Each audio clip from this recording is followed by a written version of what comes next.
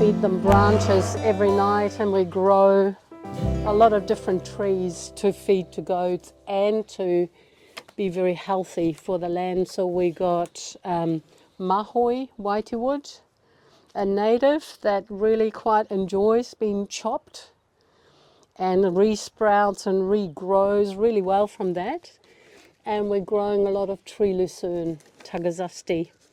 They self-seed on this property quite happily. We find sort of patches of tagazusti. We sometimes dig them up or just protect them so that they can grow into trees. You can see under these cages or with those sticks, you can see a small tagazusti tree, and that comes obviously from this parent tree. But all winter we prune the tagazustis, and the goats get a lot of tree lucerne, and again high protein, really good nutrients for them,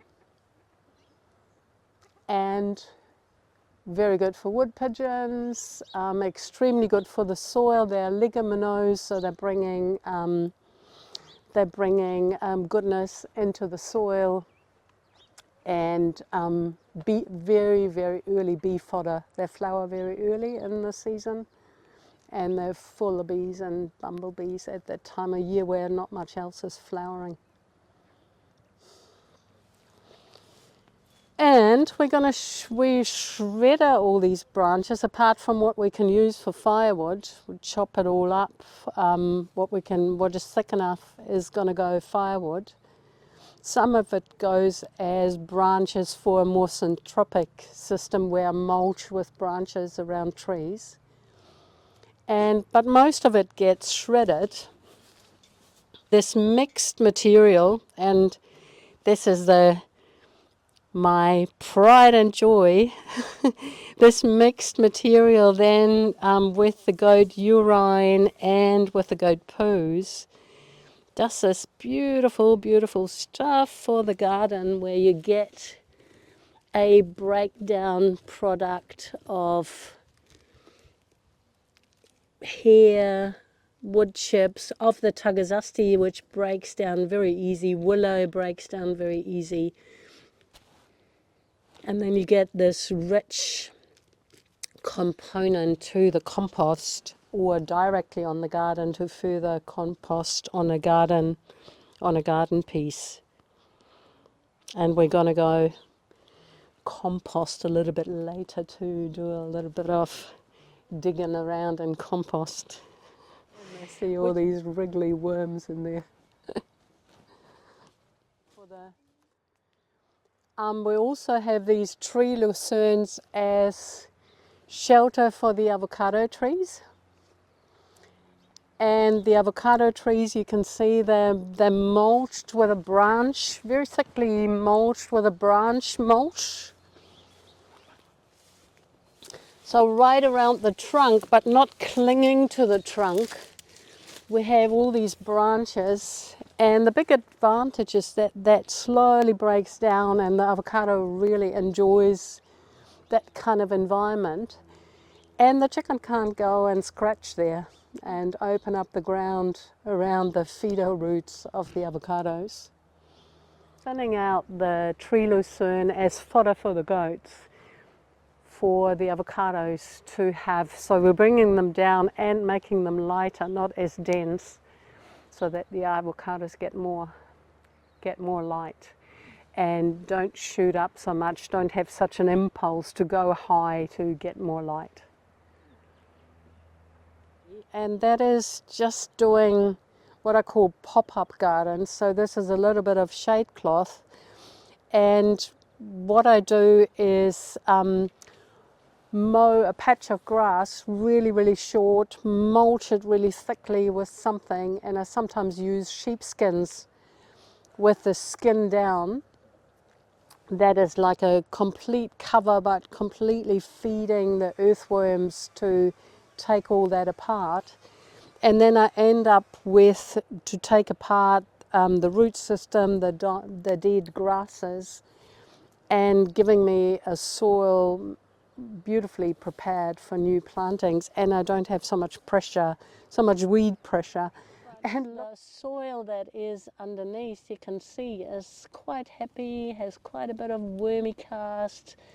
It's nice and rich and crumbly. We have a very light soil, a very sandy soil, so very little clay component. So feeding this soil and keeping earthworms happy is one of the main things, because the wormy cast gives us the fertility in the soil.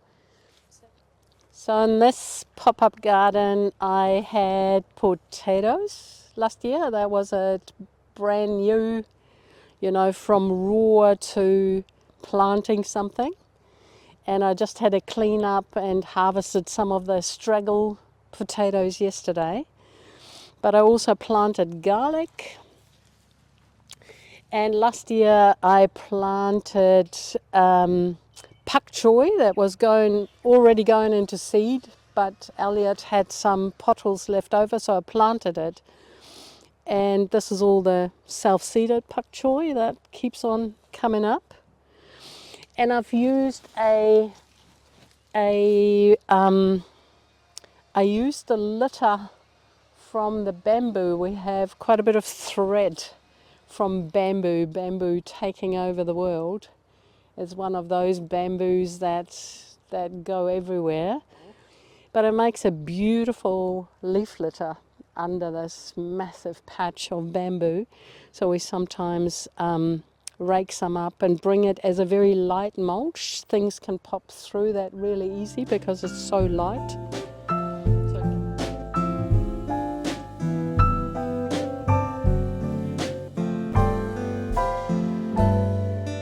And this is the sheepskin stuff that I talked about. Even, ages later, I still end up with the wool that breaks down slowly but gives lots of nutrients for a long time to come. So the wool is still a really nice cover and bringing a lot of nutrients into the ground. We burn all our bones, and this is a non-burned bone that is coming from the sheepskin, and I should pop it in the fire. But we burn all our bones, and then the ashes also all go back on the land as a very thin layer. Ashes never go in the compost, that raises the pH too high. But the ashes can go straight on the land in very thin sprinkles, so all the gardens and the orchards get ashes quite regularly. I don't know, this is a part that hasn't been dug about. Here's a nice lump of soil. You can see in the structure of this bit of dirt that it actually has a structure. And there's very nice, there is a little earthworm there, just a baby that has been working with the organic material in this soil, in this top layer of soil, and it's all crumbly. There's another little earthworm, and they're all involved in taking this organic material apart and for a sandy soil, you want some of that holding capacity. This is also the water holding capacity. So if you can mold it like clay, that is quite a nice look for a sandy soil like this. But you can see the structure in this piece, where you can break it apart. It has little holes, it has still organic matter, it looks quite dark. So again, for or some more earthworms. So there's obviously a working environment, there's a living and working environment for earthworms and for earthworms to multiply. And I'm so happy they like it here, because they're doing a good part of my work. Look at those tiny ones. So there's a whole, yeah, there's a whole community here. A whole community that does a lot of work for me, for us, for this land.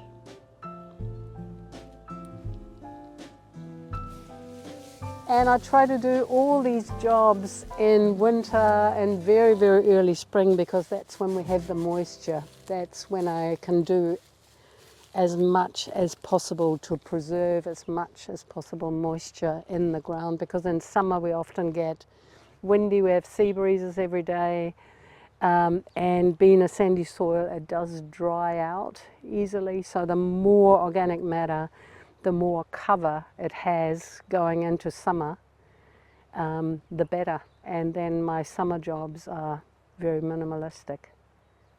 So the work starts, well, it's only July, but definitely August. I plant the first potatoes in August and try to have everything in and semi-established by September, October.